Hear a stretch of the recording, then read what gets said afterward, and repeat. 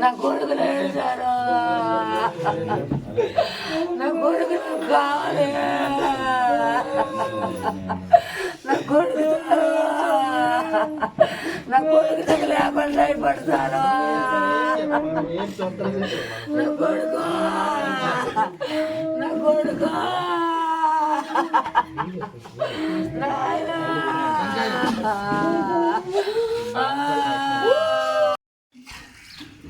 యావత్ ఆంధ్రప్రదేశ్ని చాలా శోకసంద్రానికి వెళ్ళడం, అందులో ఈ ప్రమాదంలో చనిపోయిన వాళ్ళు మా నియోజకవర్గం పార్వతీపురం నుంచి కూడా మా ఆప్తులు తమ్ముడు సమానుడు మేమందరం పండుని పిలుచుకుంటాం రాష్ట్రాన్ని. ఆయనతో కూడా మా అందరికీ ఒక విడదీయని అనుబంధం.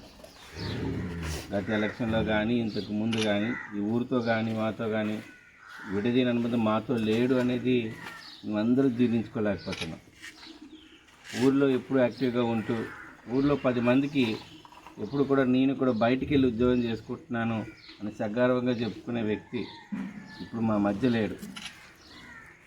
ఆ దురదృష్ట ఘటనని మర్చిపోలేము, ఆయన లోటుని ఎవ్వరూ పోల్చలేరు. కానీ మేమున్నాం ఈ కుటుంబానికి అంటూ భరోసా ఇవ్వడం, అది ఆ భరోసా కూడా తిరిగి మేము పండుని తీసుకురాలేము వెనక్కి. కానీ మీకు తోడుగా ఉన్నాం, మీ కుటుంబానికి ఇప్పుడు ఉన్నాం, మీరందరూ అధైర్యపడొద్దునని చంద్రబాబు నాయుడు గారు ఏమైతే మాట ఇచ్చారో ఆ మాట 24 గంటల లోపునే మీ కుటుంబాలకి మా వరకు ఏదైతే చేతనైన సాయం ఉంటుందో ₹1 కోటి మీ ఇంటికి ఇవ్వడం జరిగింది. ₹1 కోటి ఎక్కువనైతే మేము చెప్పట్లేదు, పండు కన్నా మేము ఇప్పుడు వెలకట్టలేంది. కానీ మీకు మేము తోడుగా ఉంటామని ఒక మాట చెప్పడానికి, ఒక భరోసా ఇవ్వడానికి మీ అందరితో ఈ విషయమే కాదు ఇక రాబోయే విషయాల్లో కూడా మీ కుటుంబానికి ఆదుకుంటామని ఈ రాష్ట్రానికి ఒక సాంకేతం, రాష్ట్రానికి ఒక మెసేజ్ ఇవ్వడం జరుగుతుంది. రాష్ట్రానికి ఆయన ఒక తండ్రి పదవి తీసుకున్నారు, ముఖ్యమంత్రి పదవి తీసుకోలేదు.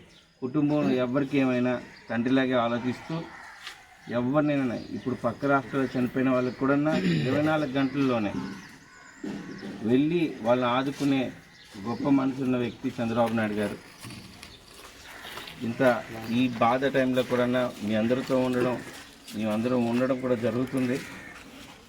ఈ యొక్క ఏదైతే సహాయం ఉందో అది సహాయం కాకుండా మీరు ఇంకెలాగనుకోవాలంటే మేము మిమ్మల్ని చూసుకున్న బాధ్యత అనుకొని స్వీకరించినందుకు మీకు కూడా ధన్యవాదాలు తెలియజేసుకుంటున్నాను.